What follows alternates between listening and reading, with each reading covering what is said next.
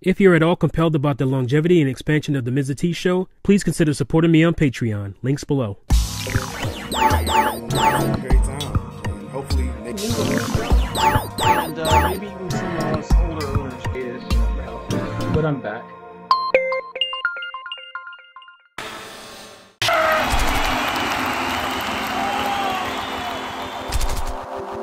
Time for throwback fools.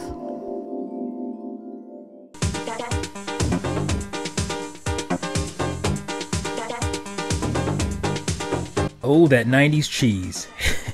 Hey fools, T here with another video, and this one will be about Nintendo's E3 1997, a throwback for sure, throwback T.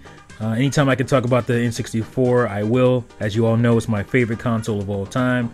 Just a wonderful little console. Came out at a great time in gaming, so just want to talk about that. This is a kind of a highlight reel made by N64 magazine. I believe they're UK based.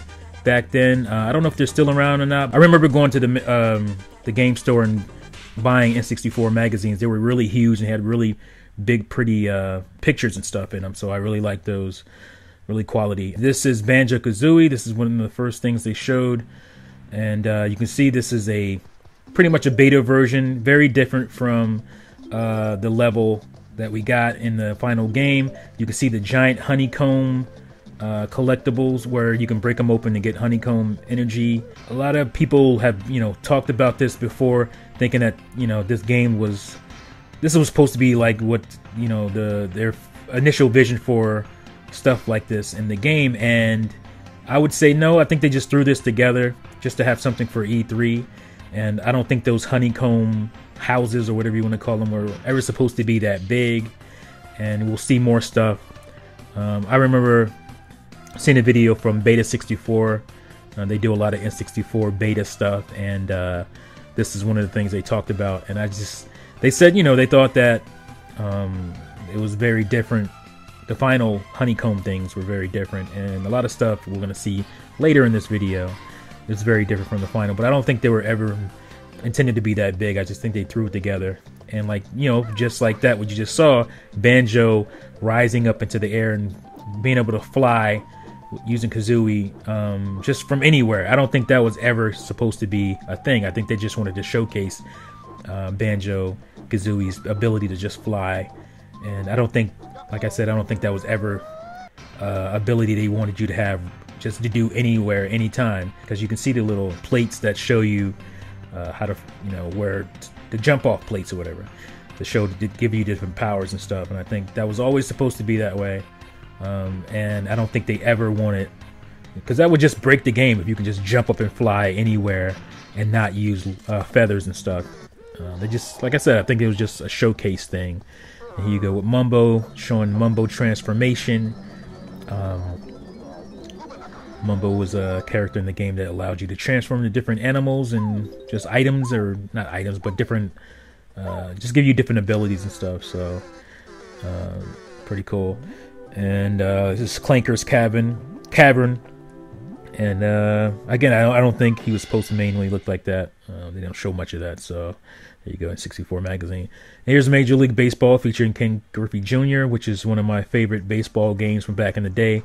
I pretty much exclusively played the Major League Baseball games for the Super Nintendo and then the N64 ones, because back then Nintendo owned Seattle Mariners baseball team, so they had exclusive stuff for the team as far as the MLB goes. So pretty cool stuff.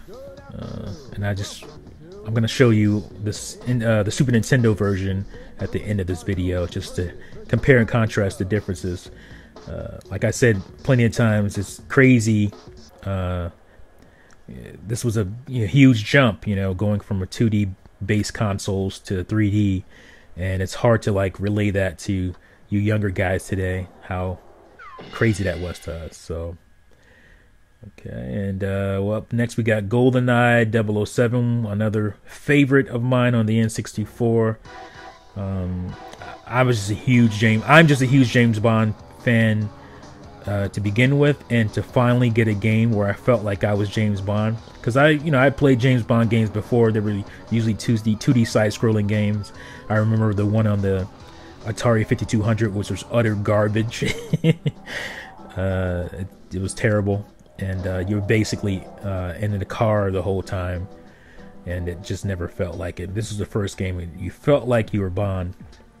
The first-person perspective definitely helped, but all the gadgets and all that cool stuff, and following the movie so closely was a big thing as well. So, in this game, took some side steps, if you will, with the content source material, but it did definitely follow the movie very close. It just kind of expanded stuff because it had to as a video game. You can't just follow the movie exactly.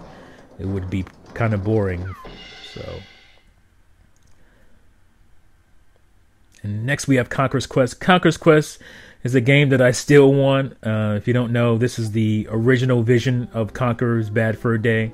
It was just going to be another kind of 3D cutesy platformer, and Rare was obviously really good at that, but I guess they just felt like they wanted to do something different because they already had so many with Donkey Kong and Banjo-Kazooie.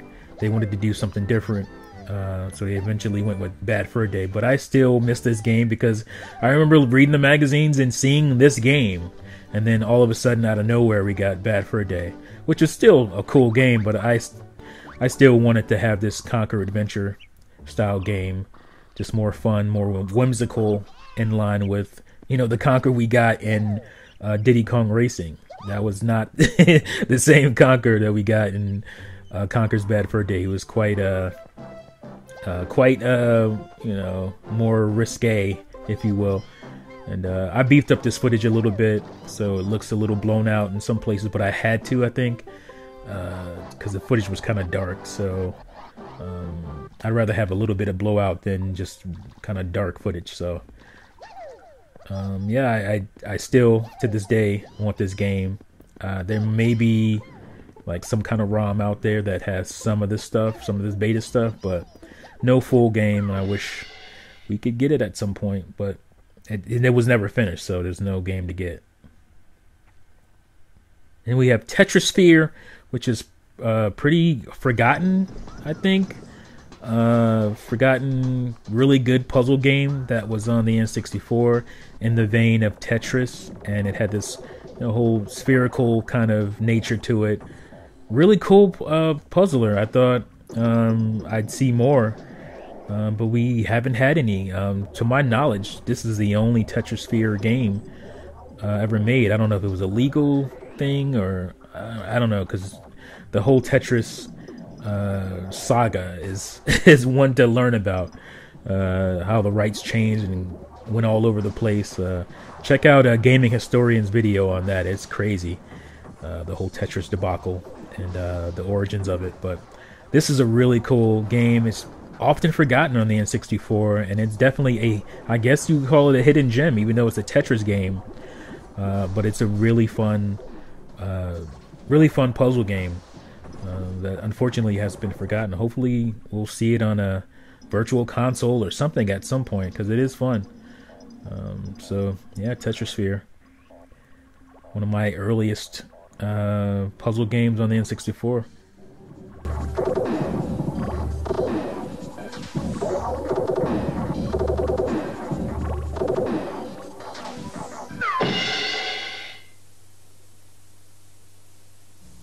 And last, I believe, on this reel is San Francisco Rush Extreme Racing. I do have this game for N64, but I preferred the Dreamcast one because of the graphics. Yes, I was a graphics hoe back during the N64, Dreamcast, Sega Saturn, PlayStation 1 era. I definitely, because like I said, it was a huge jump coming from 2D games, 3D games, and